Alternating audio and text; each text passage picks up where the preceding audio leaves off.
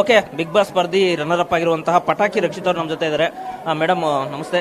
ಹೆಂಗಿತ್ತು ವಿಶ್ವಾಸ, ಹೆಂಗಿತ್ತು ಮತ್ತೆ ಜನರು ಹೊರಗಡೆ ಬಂದ್ಮೇಲೆ ಏನು ಅನ್ನಿಸ್ತು ಮೇಡಮ್?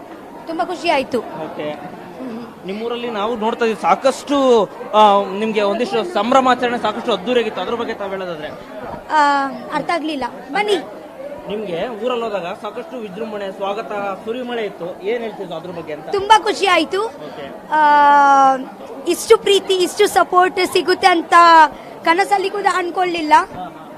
ಹಾಗೆ ಓಕೆ. ಅಷ್ಟೇ. ಮೇಡಮ್, ಇನ್ನೊಂದು ವಿಶೇಷವಾಗಿ ಅಂದ್ರೆ ಹೊರಗಡೆ ಬಂದ್ರಲ್ಲ, ಹೊರಗಡೆ ಬಂದ್ಮೇಲೆ ನಾನು ಫಸ್ಟ್ ಇಂತರ್ನ ಮೀಟ್ ಮಾಡ್ಬೇಕು, ಫಸ್ಟ್ ಈ ತರ ಊಟ ತಿನ್ಬೇಕು ಅಂತ ಎಂತ ಅನ್ಲಿಲ್ಲ, ಎಂತ ಅನ್ಲಿಲ್ಲ. ಓಕೆ, ಇವಾಗ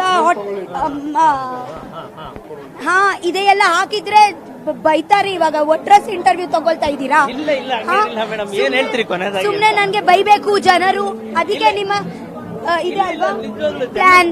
ಜನರು ಖುಷಿ ನಿಮ್ಗೆ ಬನ್ನಿ. ರಕ್ಷಿತಾ ಅಂತ ಥ್ಯಾಂಕ್ ಯು. ಅದ್ರ ಬಗ್ಗೆ ಮಾತಾಡ್ತೀನಿ. ಸೊ ಇದಿಷ್ಟು ಬಿಗ್ ಬಾಸ್ ರಕ್ಷಿತಾ ಅವರು ಮತ್ತೆ ಕ್ಯಾಮ್ರಾ ಪರ್ಸನ್ ರವಿ ಜೊತೆ ಮಂಜುನಾಥ್ ಸಕ್ರಪ್ಪ, ಪವರ್ ಟಿವಿ ಬೆಂಗಳೂರು.